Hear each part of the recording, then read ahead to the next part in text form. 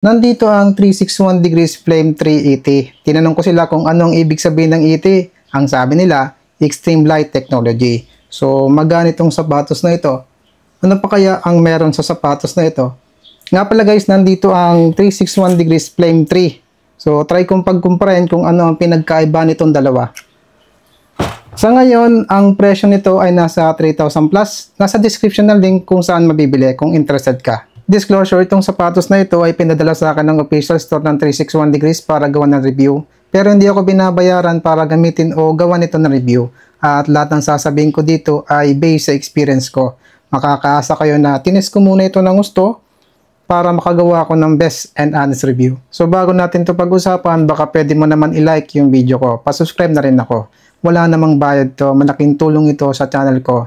Maraming salamat po. Yung upper material to guys ay lightweight single layer true hole jacka material. Guys, ngayon lang ako nakabasa ng jacka material. Hindi ko alam kung anong klaseng tela yon. Pero kapag tinitingnan ko guys yung upper material nito, hindi siya makapal, hindi siya manipis, sakto lang yung kapal niya. Na meron siyang maraming butas na malalaki. Tingnan nyo guys, lalo na dito sa may toe box na area.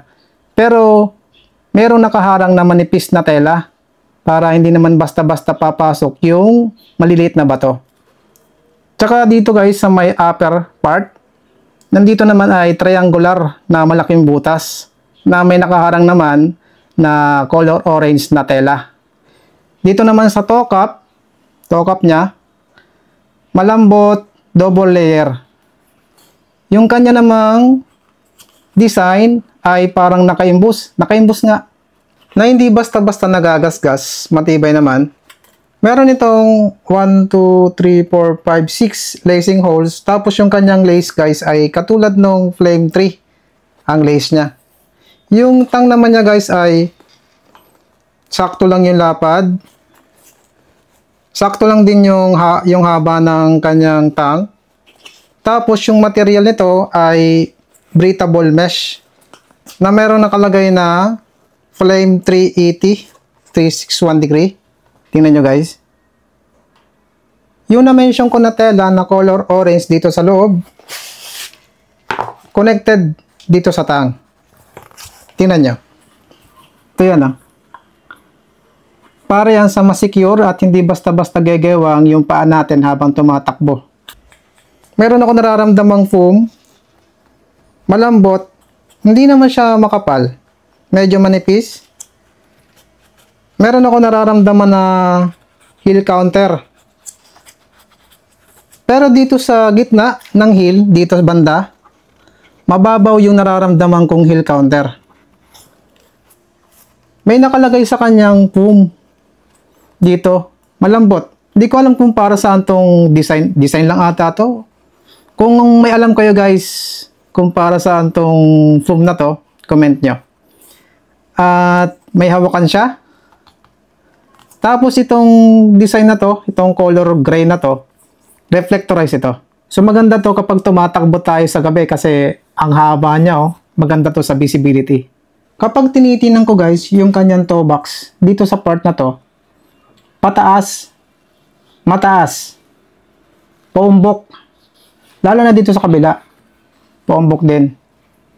So, possible ito na pwede sa medyo malapad na paa, medyo matabang paa. Yung material ng midsole nito ay CQT Quick Aliphatic Super Critical Foaming na merong yes window. Ito yon, itong butas na to. Para to sa pressure release. Yung kapal ng forefoot nito ay 27mm at itong heel ay merong 33mm. So, meron itong 6mm drop. So, mas natural yung foot strike natin dito dahil low drop siya. Kapag tinitingnan ko guys yung midsole nito, yung texture, yung design, may butas din dito sa gilid, dito sa may forefoot. Kita na yung kanyang carbon plate. Paras na paras sila nung Flame 3. Ganon dito rin sa outsole, yung tabas ng kanyang midsole. Paras na paras din. Nandito yung Flame 3. Pag didikitin ko guys, tingnan nyo. Walang pinagkaibahan.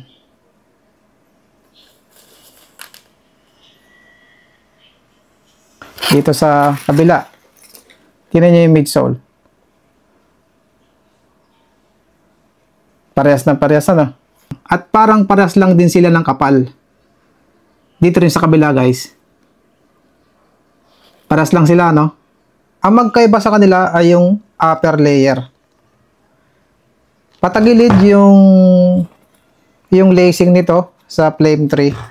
Tapos dito sa Flame 3 ET ay pantay yung lacing niya. Sa Flame 3 walang padding yung gilid ng kanyang collar lining. Dito naman sa Flame 3 ET ay meron. Pero makapal yung heel counter nung kay Flame 3. Wala itong carbon plate pero meron itong nylon fiberglass para sa stabilization. At sa tingin ko, dagdag din yon sa propulsion.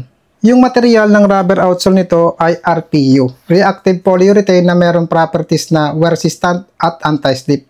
Kapag tinitinan ko guys yung rubber outsole nito, parang mas makapal siya kaysa Flame 3. Pagkumpara natin guys, ito yung Flame 3. Magkaiba yung kanilang design.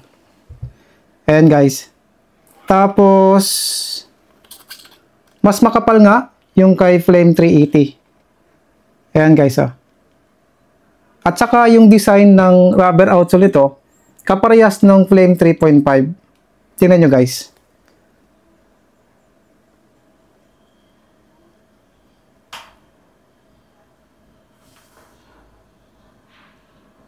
So, timbangin natin to kung ilang grams ito sa size ko.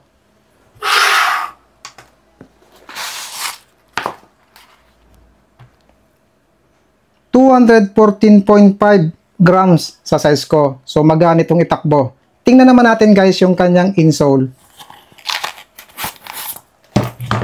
So, flat lang yung kanyang insole. Elastic.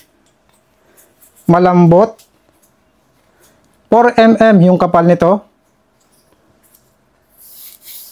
Soft yung nararamdaman ko sa area na to.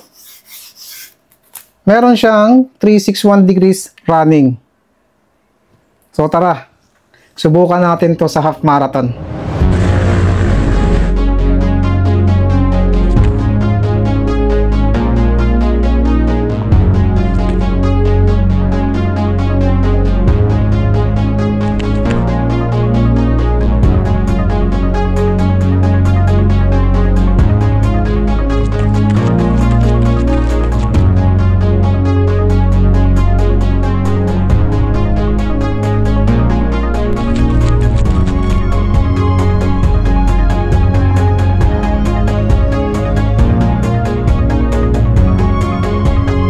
21 km, oras 1 hour and 58 minutes, average pace 5 minutes and 36 seconds, max pace 3 minutes and 56 seconds, average SR 139 BPM. Umpisahan natin sa fitting nito. Nung sinuot ko ito, hindi siya maluwag, hindi siya masikip, sakto lang to sa paa ko. Sa tingin ko, pwede ito sa narrow ang paa, medyo malapad na paa, medyo matabang paa.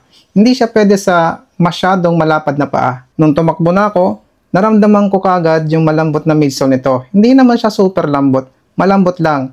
Parang pakaramdam ko same feeling ng Flame 3.5 ang midsole nito. Ang ganda ng takbo ko kanina, kaso nung mga 2 kilometers, umuwi ako ng bahay dahil sa napapasiar ako. Parang ang naubos kong oras doon ay mga 8 minutes. Tingnan nyo guys yung pace ko, ang laki ng kawang. Hindi ako nagpo-post ng watts kapag hindi ako tumatakbo, hinahayaan ko siya. Nung bumalik na ako sa takbo, nagabol ako ng oras kasi gusto ko makuha yung 21 km sa sub 2. Nagpe-pace ako dito ng 4 minutes to 5 minutes pace. Ang ganda pa rin ng response ng midsole nito. Nararamdaman ko yung bounce, energy feedback sa ganyang pace. Sa pagiging stable naman itong sapatos, stable naman siya. Hindi ko nararamdaman na gumigewang yung paa ko sa loob ng sapatos. Kahit nasa papalit kong kalsada. Nakatulong kasi yung nilagyan nilang strap dito na connected dito sa tang para maging stable at secure yung paa natin habang tumatakbo. Nung malapit na mag 10 km at parang hindi ko makakuha ng sub 1, parang 57 minutes at nasa 9.3 kilometers pa lang ako. Bumilis ako ng gusto.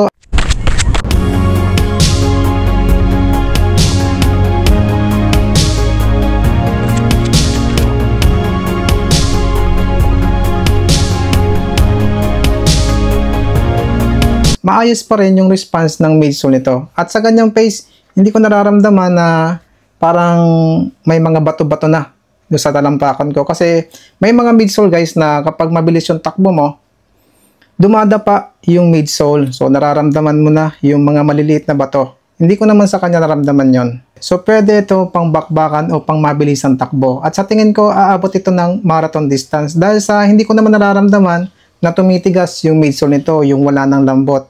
Baka nga umabot pa ito ng ultramarathon. Kahit na medyo mababaw yung naramdaman kong heel counter dito, hindi naman dumulas yung heel ko nung tumakbo ko ng mabilis. Napaka-breathable din ng upper layer nito kasi hindi ko nararamdaman na umiinit yung paa ko habang tumatakbo ako ng mabilis. Pagdating naman guys sa rubber outsole nito, yung durability niya. Sa 21 km na takbo ko, meron siyang konting gas-gas. Tingnan niya. Guys, yung tinakbuhan ko ngayon, karamihan ay semento ang kalsada. So, alam nyo naman, pag semento ang kalsada, napakatalas nun sa rubber outsole. Kung hindi matibay yung rubber outsole ng sapatos nyo, kitang-kita nyo na kagad yung gas-gas, yung pudpud ng rubber outsole. Pero dito naman, hindi ko naman na-experience yun. So, para sa akin, durable yung rubber outsole nito. Pagdating naman guys sa strike pattern nito, pwede ito sa forefoot strike, midfoot strike at heel striker. Pwede natin ito gamitin sa speed run, long run at race day dahil sa magaan din siyang itakbo. Sa sizing naman ito guys, hindi siya true to size. Meron siyang sobrang 0.2. Kung halimbawa ang binibili mong sapatos ay US size 8, sa kanya ay US size 8.2. Hindi naman malaking issue yung sobra. Kasi hindi ko naman nararamdaman na dumudulas yung talampakan ko dito sa footbed niya. Itong sapatos na ito, hindi mo na kailangang i-break in. Kung ano man ang workout mo ngayon o may race day ka, ready siya. Based yan sa experience ko. So nandito guys, yung ginagamit kong madalas na Flame 3 at Flame 380. Pagkumparahin natin, sa pagiging malambot, mas malambot si Flame 380 kasi mas makapal yung insole nito kaysa dito kay Flame 3. Sa pagiging responsive ng kanilang midsole, para silang responsive. Sa pagiging stable naman, stable silang dalawa. Sa durability naman ng rubber outsole nito, mas durable yung rubber outsole ni Flame 380 kasi mas makapal ito kaysa kay Flame 3. Sa comfortability naman guys ng upper layer nito, para silang comfortable. Pero mas secure yung kay Flame 380 kasi meron tong strap. Yung kay Flame 3 wala. Pero mas magaan si Flame 3 ng 20 to 30 grams. Kayo po, alin po ang pipiliin nyo sa dalawa? Comment nyo naman guys. Maraming salamat po sa panonood at run safe po.